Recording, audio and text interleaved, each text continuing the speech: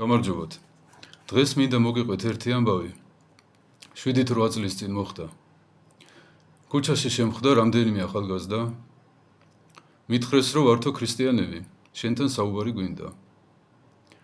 მივხვდი, რომ არ იყვნენ ქრისტიანები, მაგრამ რო არა თქვან მეთქი, რომ აი ჩვენ ვეძებდით და ამან არ გვაპოვნინა.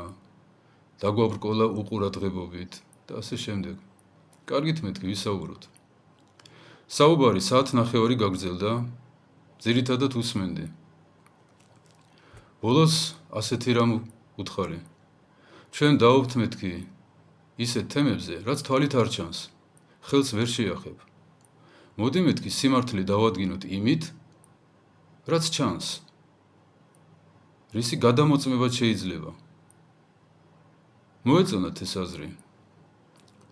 მაშინ ასეთი შეკითხვა დაუსვი.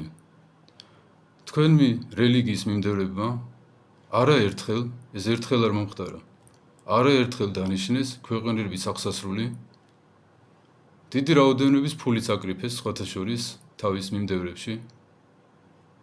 მას შემდეგ გადის ათეული წლები, მზე ისევ ამოდის, წვიმა ისევ მოდის, არაფერი არ იცვლება. თქვენი დასკვნა როგორია მეთქი? პასუხი იყო გამაოგნებელი. მოდი სხვა რამეზე ვილაპარაკოთ. მაშინვე მივხვდი, რომ ამ ადამიანებში არ იყო არანაირი мотивация სიმართლის აღმოჩენისა, მოძიებისა.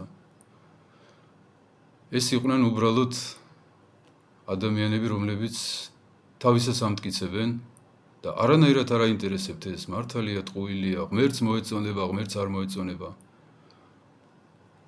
ღვთის სიტყვას ეწოდება მახვილი ორპირლესული.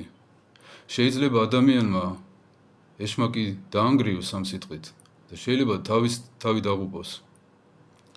აი ვითომ ქრისტიანობა ღვთის სიტყვის ისე განმარტება, ისე გაგება, როგორც ადამიანს უნდა, როგორც აწყობს, ეს არის საკუთარი თავის დაღუპვა.